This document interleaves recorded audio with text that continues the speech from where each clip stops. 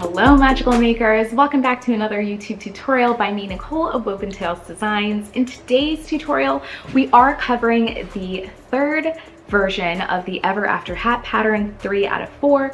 This is the glue chunky weight version. So this works up with category 5 weight yarn. This also works up with the hot glue option. If you would like the sew version of this Ever After hat tutorial, that is linked in the description below, along with the other 2 versions. Before we dive into the materials and tools of this pattern that we'll need to get into, I want to give you a few details just in case you've never even worked up the headband before and you want to make sure that this is the right project for you. This is indeed an intermediate level project. So if you are an absolute beginner, I would not recommend this pattern. It will very much frustrate you. And if you're on a time crunch trying to make these for the parks, this will definitely ruffle your feathers a little bit. However, on that note, this is definitely a faster version to make than the headband, and this actually is much more universal of a design than the headband is because it works for kids. So much better to put a kid in a hat than a headband. It works for guys, people that want the gender neutral look, people that want the casual sporty look, anybody that just is preferring to wear a hat over a headband. This is a great version. I prefer it because my hair gets very frizzy after a day at the parks, and I would prefer to not have my ends splitting all day long. So this is my favorite version so far because I am a hat girl.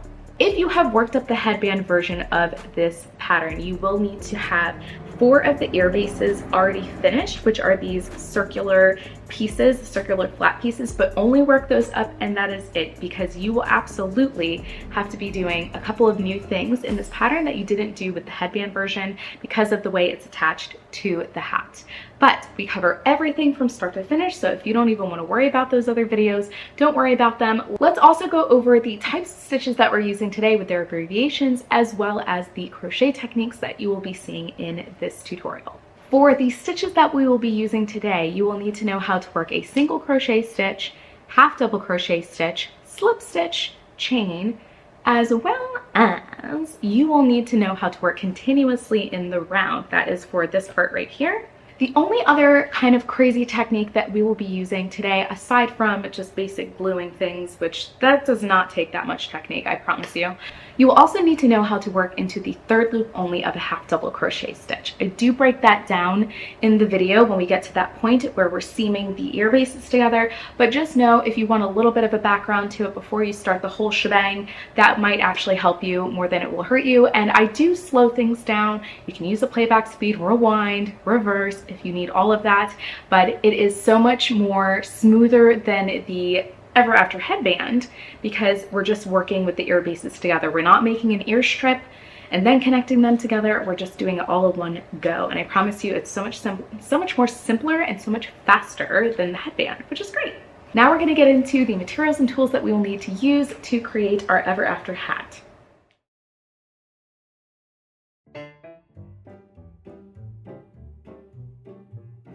Okay, let's get into the tools and materials we will need for this tutorial. I hope that my voice isn't too annoying. You'll be hearing a lot of me for this pattern.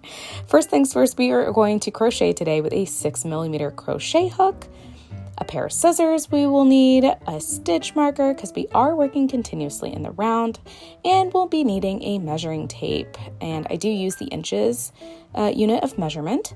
We will need a tapestry needle, and we're going to need something to write with to mark onto our hat. So just in case you're worried about this, you are not going to see any of the markings on the hat once the ears are added.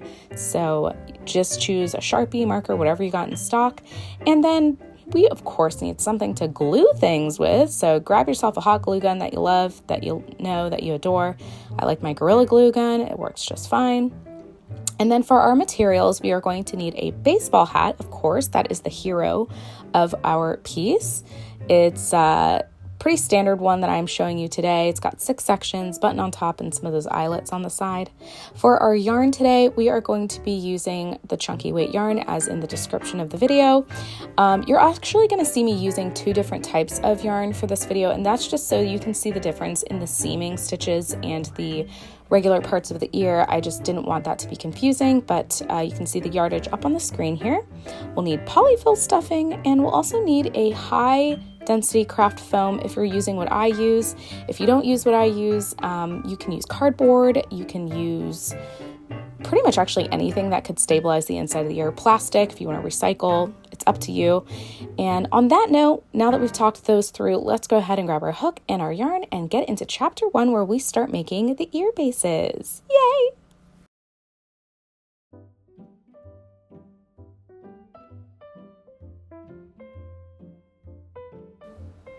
Okay, so like I said, we're starting off with what I like to call the ear bases. These are the main circular flat pieces of the ears that you see, the main attraction. I developed this shape that we're going to be making quite a time ago, and I almost stumbled upon it by as if by magic, but it's stuck with me ever since, so I hope you're ready for this. To begin our ear base, we are going to create a magic ring. Do that however you see fit. Chain 1 to begin, and then you're going to work 7 single crochets into our magic ring, and that is pretty standard for the mouse ears. If you've worked the headband version, I also began with a stitch count of 7, and we increased for, X amount of rows. It depends on the style, but there we go, 7 single crochets into the magic ring, and then once you have those worked up, pull that original tail tightly to close the ring, and get ready for round 2. Okay, so for round 2, pretty standard circular growth pattern here. We are going to work an increase stitch into every stitch around. You're doing that 7 times, doubling your stitch count for a total of 14 stitches for round 2. Don't forget to add in that stitch marker to keep track of the first stitch of your round. And just a little refresher, if you're having a mom brain moment like I do every now and then, an increase for this pattern is just 2 single crochet into the same stitch. And I just listed it as an increase to simplify the wording here. You normally in a normal pattern would see single crochet increase to indicate that it's single crochet increase, but I just put increase, very similar to how amigurumi patterns are written, because this is almost like an amigurumi pattern,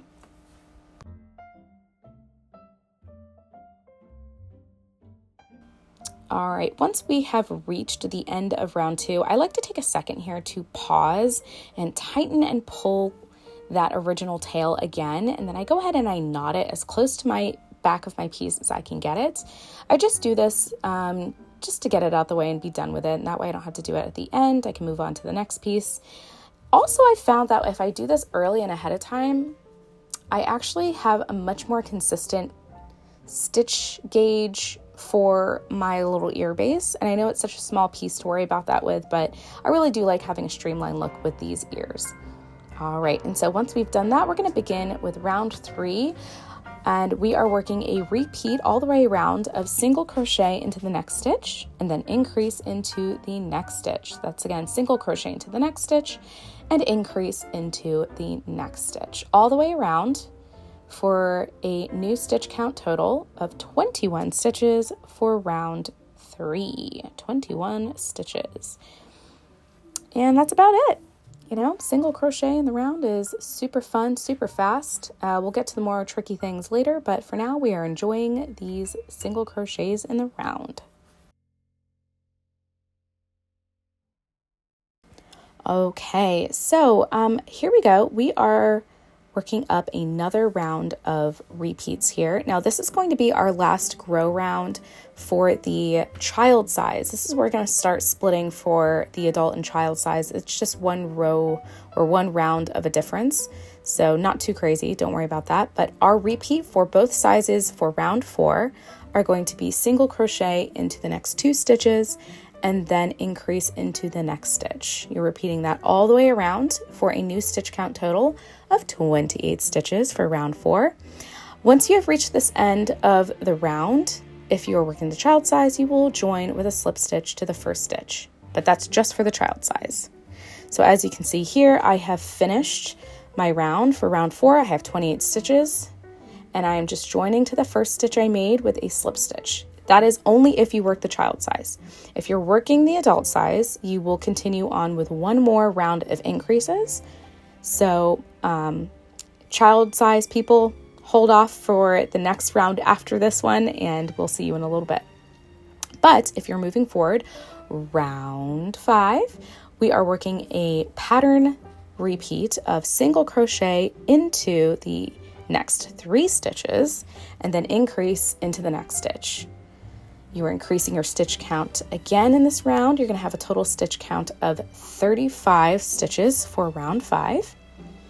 And again, continue this around. We are single crochet into the next 3 stitches, increase into the next stitch, all the way around. At the end of this round, again, working the adult size, this is adult size only, you will join to the first stitch made.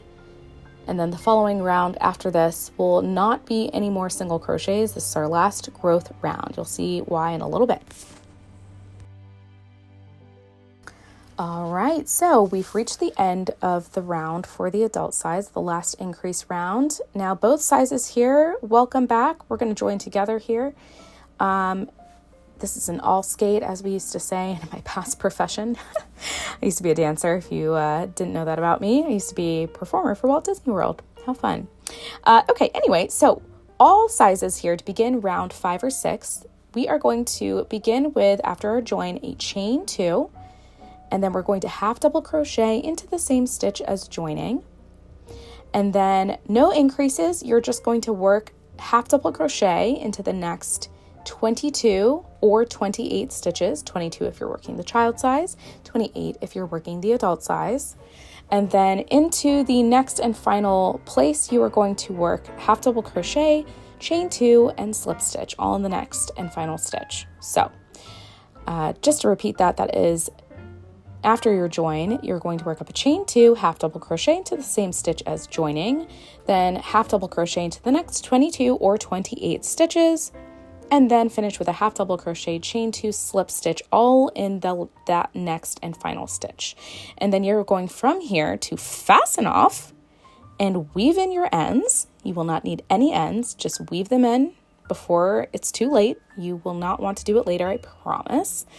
And at the end of this round here, you are going to have a total of 24 or 30 half double crochet stitches, and you should have 2 chain 2s, one at the beginning and one at the end. Now, as you can see with the footage in front of you, you are left with unworked stitches. That is on purpose. That is not a mistake. You are correct. The reason you have these is we need a less long edge to attach the base of the ear to our hat. So if you've worked up the headband pattern, it is the same exact thing.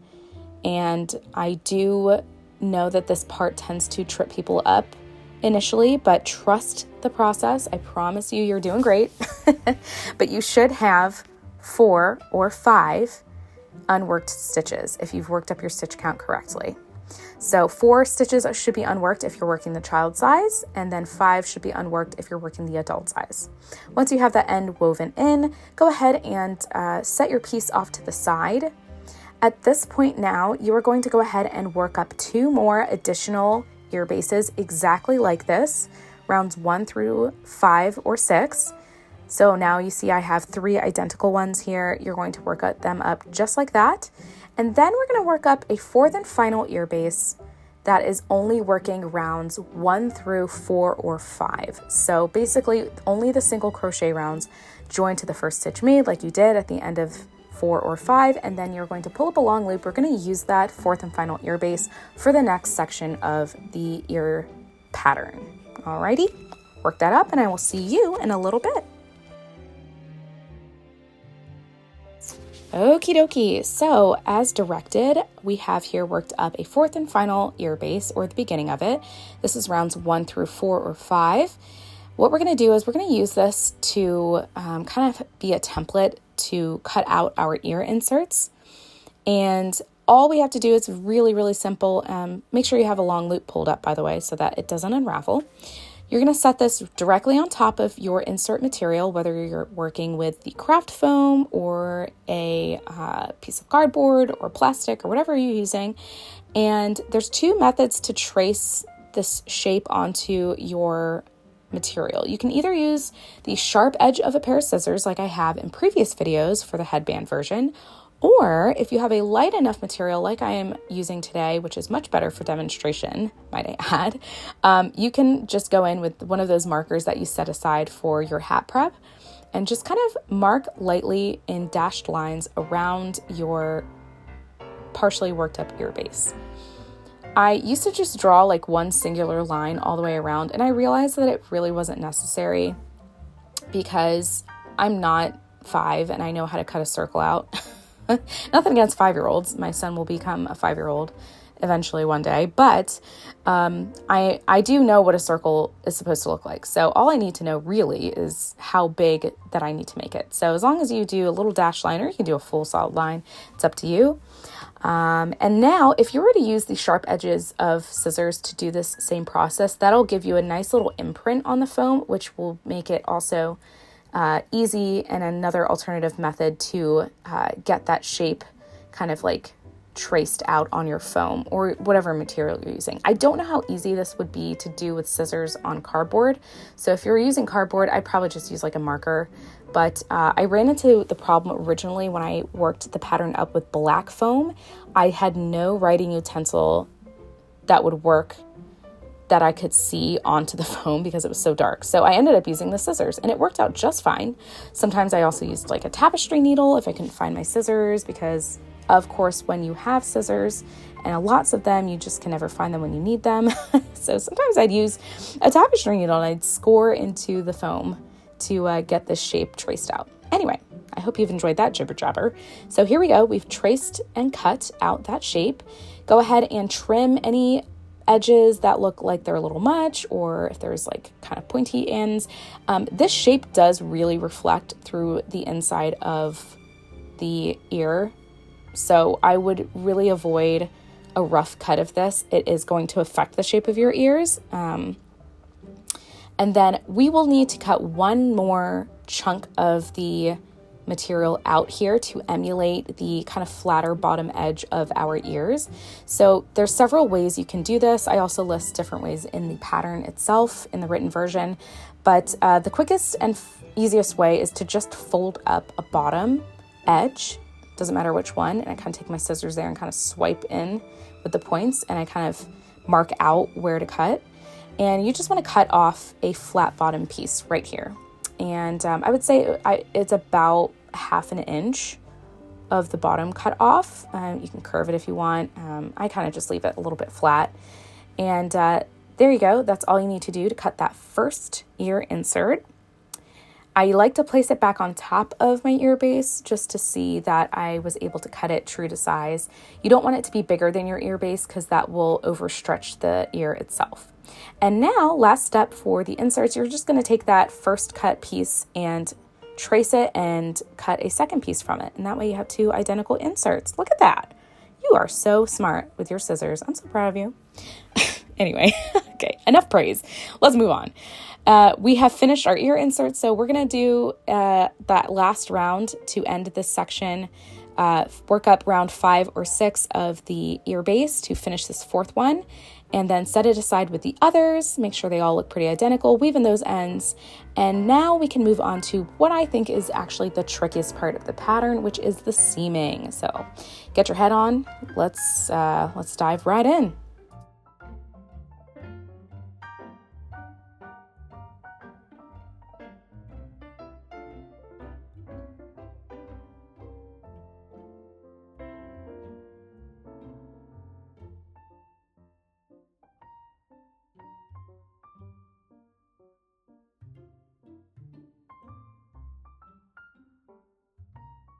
Okay, so let's set those ear inserts aside.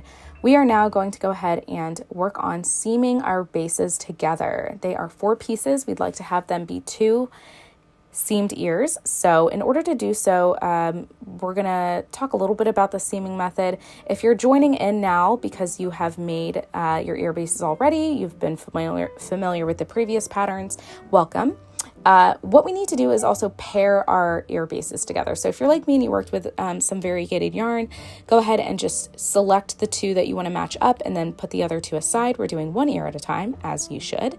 You're going to create a slip knot, a normal slip knot. And again, I'm working with a contrasting yarn here, so it is easier for you to see my methods. You're gonna work up a chain 3 to begin, and then the first thing we do here is make an ear tab. So you'll see why we do this later when we go to attach the ears to the hat, but just trust the process to start here. You can work into the back bumps or the regular back loop of the chain for this first row, but for row 1, we are single crocheting into the second chain from the hook, the last chain from the hook, and then we're going to go ahead and chain 1 and turn our work. And there we have it. Sorry if that got out of frame a little bit. I must not have been looking at the camera, and I must have been looking at a text message because I am a millennial and I'm addicted to my phone. Anyway, row 2, here we go, easy. After we chained 1 and turn, we are going to work a decreasing stitch, and that is yarn over, insert your hook, pull up a loop, yarn over, insert your hook, pull up a loop, yarn over, pull through both loops on your hook, chain 1 and turn, and that is our ear tab. It's slightly shorter or slightly less instruction than the medium weight version of the glue edition of this pattern, but for now, we have that ear tab done. We're gonna set that aside, and we're gonna do a quick talk on the third loops and how to find them on our ear base here. Okay, so folks, seaming these ear bases is going to be a little tricky to begin at first, but I promise you it's easy as we move along. When we look at a half double crochet stitch, if you're unfamiliar with the third loop, we have the top of the stitch, which looks like a V, and then we have the back of the stitch, and you're going to find this horizontal bar. If you put your needle or hook into the horizontal bar, you won't see that coming through on the right side of the work. So on the wrong side of the work is where we're going to find this third loop. It is super easy to get your hook into. It should be super easy. And to begin our seaming, we will put those right sides of our ear bases together. I'm going to probably start calling them pieces. So put the right sides of your pieces together.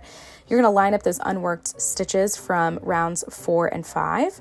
And then you're going to, as we move along, every half double crochet stitch should match each other. So, and please excuse my rambling because this, I feel like it's easy to see and it's hard to talk it through. To begin our first seaming stitch, it's going to be a little trickier than the rest of them, so we're going to do this together in slow. You're going to insert your hook into the top of the stitch from row 2 of the first ear tab. You're going to have 2 things on your hook right now, the top of the stitch and the working loop of yarn. You're going to pick up your front piece, the piece, the ear base closest to you. The wrong side should be facing you. And you're going to locate the last half double crochet of the last round of that ear base. So if I flip my work over here, I see that I have a half double crochet that the last one I made, the chain 2 is next to it. If you want to pull at the chain 2 to kind of distinguish where you're at, find the top of that half double crochet stitch and then carefully insert your hook into the third loop that is directly below the top of that stitch. That's the third loop. Take your time getting your hook into that. It can be a little tight just because it's crowded with that chain 2 sequence at the start of the round, but it shouldn't be too difficult. Once you have that, you should have 3 things on your hook. The third loop of that first piece, the top of the stitch from row 2 of the ear tab, and then the loop of working yarn. Now you're going to pick up the second ear base and you're going to locate the first half double crochet of that last round. You're going to find the top of the stitch, peel it over so that you can see the back wrong side of the stitch. And then you're going to insert your hook into that third loop right there. Now this one is going to be pretty tight compared to the first one that we put our hook into, but do your best. If you need to use the underside of your hook to kind of get up in there and then kind of reposition it, that's fine. You're going to have 4 things on your hook now. We have the back third loop, the front third loop, the top of the stitch from the ear tab, and then the working loop of yarn. Now we can regrip our yarn as you normally do. And you are going to yarn over, pull through that back third loop, pull through that front third loop. I kind of tighten my yarn here a little bit. I pull through the top of the stitch from the ear tab, and finally the loop on your hook. And that is our first seaming stitch. So we can forget about the ear tab from here. We won't need to be using it anymore. And let's talk about the rest of the seaming stitches because it's much more simpler. The beginning was complicated. This part is simple. Okay, now we are going to work every seaming stitch the same here on out. With the working loop of yarn on your hook, you're going to insert your hook into the next third loop of the next stitch on the front piece. You're going to insert your hook into the next third loop of the next stitch on the back piece. You're going to yarn over, pull through the back loop, or pull through the back piece third loop, the front piece third loop, and then the working loop on your hook. Just like that. You're going to continue doing that all the way around until you've worked into every single half double crochet stitch available.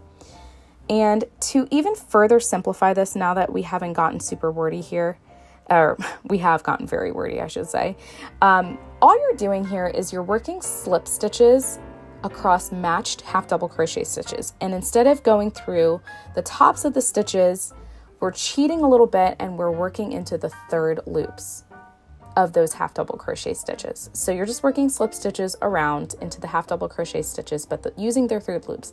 And the reason we do this is it gives us a really beautiful, clean outer edge to our ears once they're all seamed together. You can do this in the back loops, but honestly, I really think that if you just give yourself a chance to get used to the seaming method, you will find that it's really not that terrible. And believe me, if my mom brain could do this at, 3 months postpartum with my newborn child, if I could figure this out and get the flow of it and feel comfortable, I know you can too. I think I was probably firing on like 6 brain cells total at that time. But anyway, I know everyone's probably sick of me talking about being a mom, but this is super, super, super, super easy once it gets started. The thing you just have to watch out for now that we are working around our ear is that you need to make sure that you do not work a joining stitch into the chain 2s. Sometimes I get a little excited, so I forget what I'm doing, and then I look up and I realize I did that and I have to undo it. So just work only into the half double crochet stitches. At the very end of this, you should have 24 or 30 total seaming stitches for this seaming, we'll call it a seaming round. It's not a seaming round. As you can see here, I'm working into the very last half double crochet from the front piece. This one's going to be tight as well, just like in the very first one that we made. So just keep your eyes peeled for that third loop. It can be a little shorter in look. And then there we go. We have finished the seaming. Good job. Chain 2, and then get ready to work the second ear tab. This is the second ear tab for this chunky glue tutorial starting at 27:58.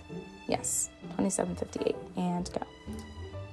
Okay, so to begin row 1 of the second ear tab, we are going to kind of reverse what we did in the beginning of the first ear tab.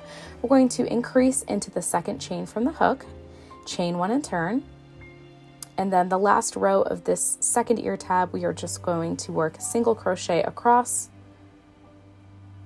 and then you're going to fasten off. So basically, reversing what we did, if you catch my drift. I love a good end how you start kind of approach to designing. I like symmetry, so this always makes my brain really happy, this part, for whatever reason. Once you have those tabs both finished, everything seamed together, it looks great, you've examined it, you frogged it, but you were glad you did because you were able to get it cleanly done. If that is your case, good job. That was the hardest part of this entire pattern. Go ahead and weave in both of those ends, because they will need to be out of your way for the last part of this pattern.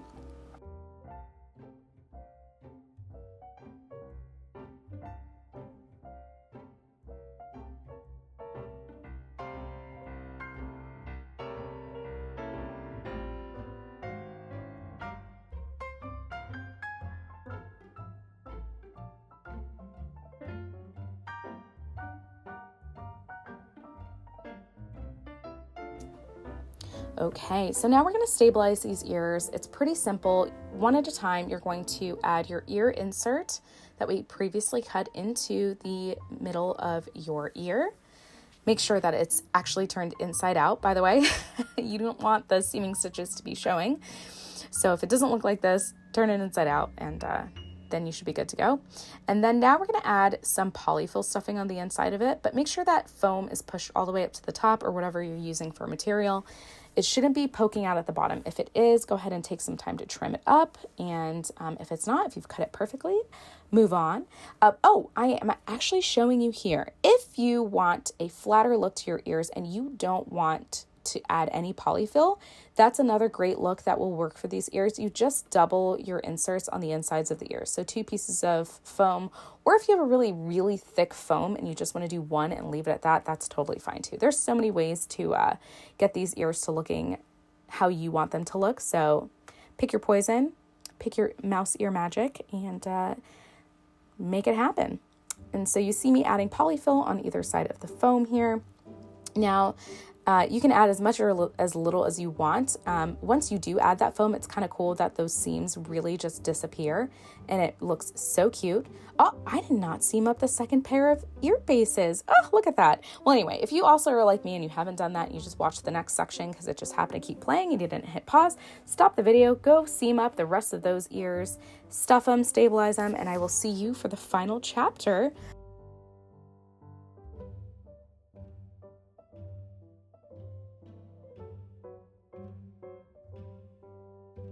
Okay, grab your hat, guys. We are going to take a break from crocheting. Actually, we're completely done with the crocheting part. We're going to take a break and we're going to talk about our hat before we start adding any marks to it. And we're going to get to know the anatomy of this hat and just how I'm using it to kind of measure and gauge where the ears are going to be placed. Starting with first things first, our hat is usually going to be split, if you're using a traditional baseball hat, into about 6 sections. That's how most hats are manufactured. I got this hat, I believe, off of Amazon or Hobby Lobby. Either way, most are done like this. You have 2 sections in the front, 2 sections at the side, and 2 sections in the back. We're using the side sections to be the areas that we place the ears on. And we're using the middle button, and we're using the side eyelets. I'm bringing in my extra pair of mouse ears here to kind of show you, like, when I place my ears on the headband, I have a general rule of thumb for how far apart those ears are going to be. So if you're not going to follow along with my measurements here, you know, kind of keep that in mind as you're watching this video and decide for yourself, is that where you want to place them. But this should all kind of be relatively easy to adjust from my measurements. I really don't think it's that tough. If it is, leave a comment down below and we can address it in another video. But for now, we're going to make sure that we do one thing at a time here. We're going to do a first measurement, and we are going to begin with measuring where the ear is going to start in the innermost part of the hat, or the centermost part. Get your glue gun warmed up for this part as well, because after this hat prep is done, it shouldn't take too long, and we'll start gluing right away, getting those ears onto the hat.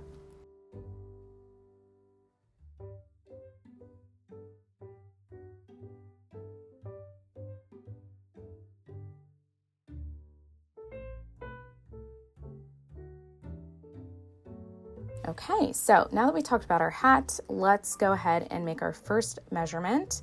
That button that I see on the top of the hat is going to be my North Star for most of these things. So if you're working with a hat that doesn't have a button, the first step, you're actually going to have to locate the very top crown of the hat.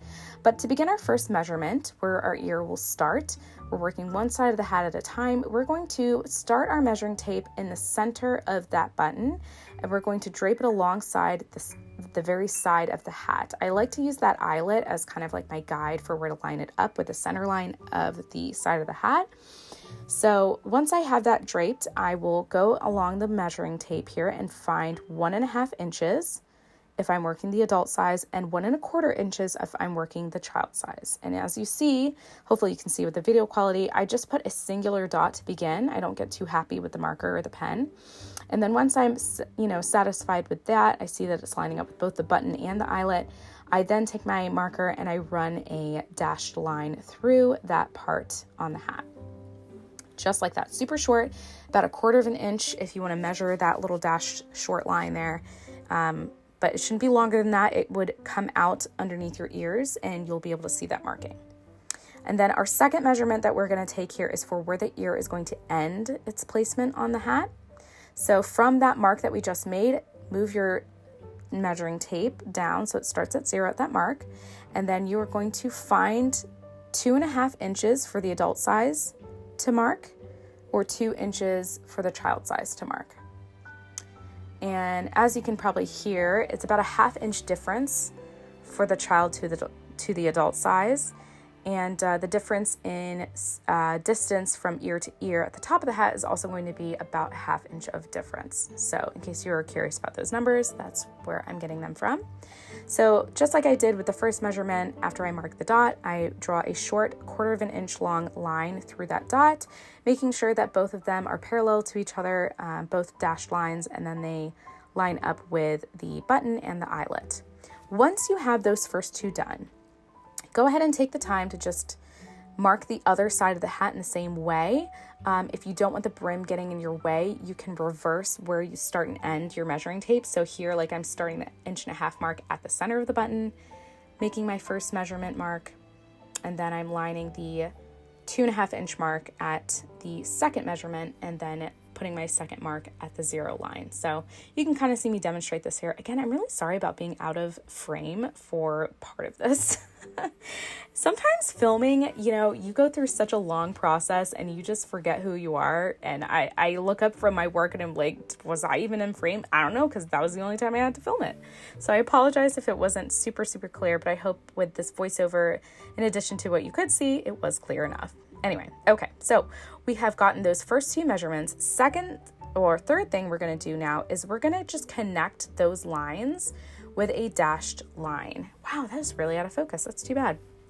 So the dashed line is going to represent where we are adding or adhering the bottom edge of those ears to. So those unworked stitches from rounds 4 and 5, that's where that edge is going to be attached to the hat. That's why we had to leave those unworked, because we do need them to be kind of like, as you can see, I brought it up here. The bottom of the ear now matches the shape that we just drew on the hat. Repeat the same thing to the other side of the hat, making that skinny rectangle shape by using some dotted lines here. And I mean, you can draw like an actual line, but I just prefer to do the dotted line. It's faster, simpler, and less chaotic. And that is our hat prep. Yay! Oh, wait, actually, I lied. There's one more step. Ooh, you thought you were done. I thought I was done too. For this last step, really, really simple and quick, we're going to take our scissors and pinch at that area where the short dash line is, those first and second measurements. You're going to take your scissors and just snip a little opening there on that line, right on the line. Do not go past the line that's drawn, because you will have to probably do some sewing work on your hat to keep the holes from opening up. But you just need it a little bit here to be just like a tiny bit open.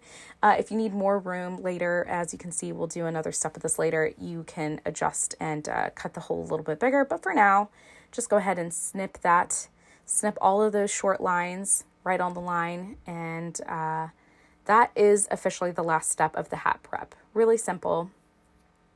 Now, if you're already thinking ahead and you're like, okay, I'm going to make this practice pair with a baseball cap, but I want to do this with like a beanie later, don't cut your beanie. I would recommend doing the sew version of these ears over that. But let's get into chapter 3, the final assembly, the moment we've been waiting for. All right, guys, welcome to the final part. Now, I hope you have your glue gun heated up. Should be ready to go. If you have 2 settings on your glue gun, just keep it at low. You don't need a high setting. We're just working with fabric here. We're going to work one ear at a time, and we're going to attach them to one side of the hat at a time. So like right now, I am kind of examining my ears. I'm kind of choosing which ones I want facing what way, just because variegating yarn, you want to have a plan for it. I don't know. And it's so funny. After I filmed this video, I'm pretty sure I looked at my ears and I was like, man, I could have did it the other way, but it's okay. This is just, again, a tutorial. So I don't even know if I'd even wear these to the parks. We'll see. I don't keep white things white. First step of assembly, we are going to go ahead and take those tabs that we made, and we are going to pull them through the matching slits that we cut into our little hat prep area there. You're going to see me using my crochet hook to pull it through. That's a hack I kind of figured out really late in the game. I wish I would have figured that out sooner because I had a lot of hats that had bigger holes because I was just cutting the hole bigger. And then I realized, hello, the fabric can squish through if I just give it a little bit of a nudge and pull it through with my crochet hook. So if you are like me and you were struggling to kind of get that tab through, I would use your hook before cutting the hole bigger. So you see me kind of do that again with the other side here. And pretty simple. Those tabs should match pretty evenly up with those cut slits. Pull them all the way through. And then you have the beginning of our step here. They are out of the way. Now, next step, what we're going to do is we are going to start gluing. And I'm going to give you this disclaimer before we move forward. Please, please, please know that less is more. Less is more with the glue. You do not need to go crazy. You can always add more glue later, but less is always more. Also, you can keep your hook with you because we can use that to help us initially press the ears onto the glue with the hat. First thing I do before I make any gluing, I stretch out my bottom edge of one side of my ear here. And I do that just so I can have a nice start to the surface that's going to be adhering to the hat. And then pick up your glue gun once you've stretched that out. And you guessed it, we're going to add glue to that dotted line that we drew, connecting those cut lines. Again, less is more. What I added here, it was actually kind of almost a little too much. So you can always add more later, but carefully, once you have that glue added, press the bottom edge of those unworked stitches onto your hat. Now I've done it where I've done the tops of the stitches from those unworked stitches, and I've done it where I've done the back side. Here I'm doing the back side of those unworked stitches from round 4 and 5. It's up to you. I find it easier to do it this way, and it looks a little bit cleaner. If I try to get the exact top of those stitches, it doesn't always work for me. So, and you can kind of see me like patting it down and starting to adhere it. And then once I'm confident with it, I then continuously press it down and hold it. And maybe hold for about like 5 or 6, 7 seconds. But some yarns are going to adhere really, really fast. Some fabrics of the hats are going to be a little trickier. If you're doing a velvet hat, it's going to be a little harder. So you have been warned. But go ahead, repeat the same instructions to the other side of the hat to get that bottom edge glued down, stretching out the unworked stitches before doing the gluing. And yeah, it's pretty simple. Again, you can use a crochet hook here if you're worried about burning your fingertips on the glue. If you do the right amount of glue, it shouldn't really ooze out too much. You'll feel the heat of it, but it shouldn't ooze out, and you shouldn't really burn your hands. So take your time with this. And yeah, I will see you in a little bit. We're going to talk about the next gluing part.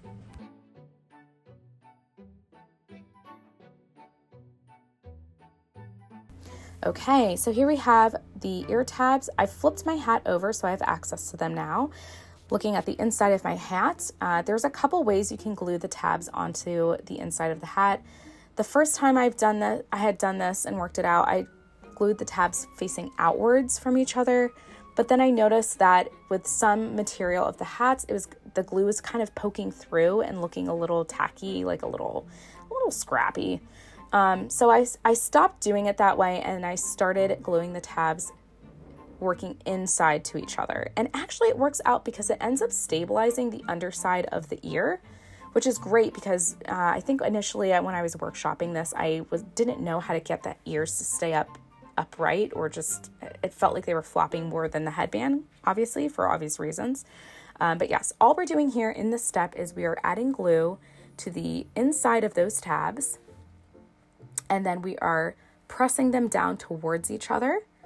If this is done correctly, they should both meet in the middle, in the center point of the ears. So again, less is more. You really don't need that much glue unless your hat is slippery on the inside, which it shouldn't be. I don't know, maybe it's slippery. Are you using a slippery hat?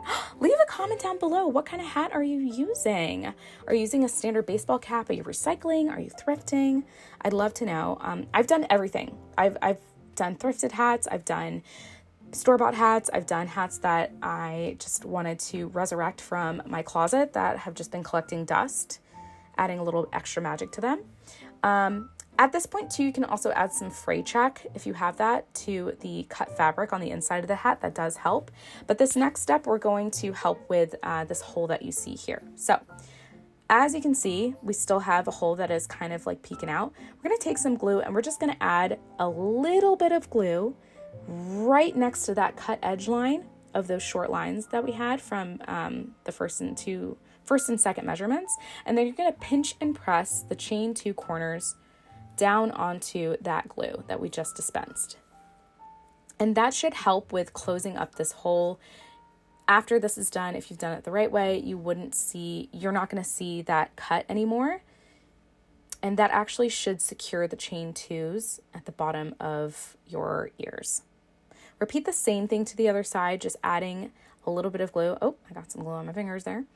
Adding a little bit of glue to that cut line. You can do it on the edge of the cut line or you can do it right in front of it.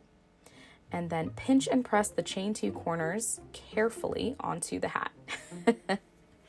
And I really do over dramatize how much I kind of press the hat onto it, but I do that because the last thing I want to do is have a hole seen from the outside of my hat. We're doing this homemade, but it is looking good. We are DIYing queens with this, queens and kings. All right, so at this point, if you've done less is more with the gluing and you see things lifting up like those chain 2 corners, or you have just like one part of the edge that was just not really adhering like you'd like it to, go ahead and just take some time to just double check your gluing work and add a little bit of glue, press and hold those pieces down, get it looking cute. And one last piece of advice for the gluing, as you're adding things to the hat, just be careful with the hat. Don't scrunch it up too much. You're going to see some gathering if you do that, as you can see kind of a little bit on my hat. The hats with the sturdier fabric aren't going to get this puckering look from where the ears are added. So also choose your materials wisely if you have the ability to. And yeah, that's it. That is our ear attached to the hat. It's super fast. It's faster, obviously, than the sew version, but I like this. I like hot gluing. I think it makes me feel like a little bit of a dangerous maker. I don't know. It's some risk factor, I guess. But once you've done that, go ahead and attach the other ear with all those same steps to the other side of the hat. If you need to pause the video and rewatch these instructions, please go ahead and do so. You're pulling those tabs through first. Then you're gluing the bottom edges of the ears down. Then you're working on gluing the tabs onto the inside of the hat. And then you're going to finish off by adding glue to those kind of cut lines and kind of cleaning it up as you go. All right, good luck, and I'll see you in a little bit.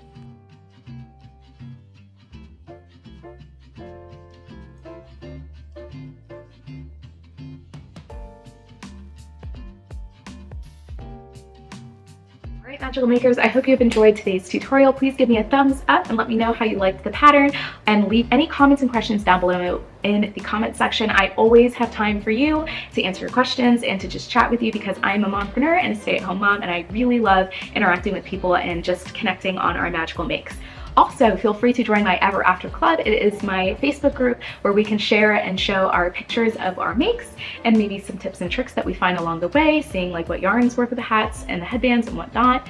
I also love to receive emails. So if you'd rather be an email person and forget Facebook and social media and all that jazz, that's all great with me too. All of those things are in the description, how to contact me. And on that note, I hope you all have a creative day adding magic to your stitches in your own way, and I will see you in the next tutorial.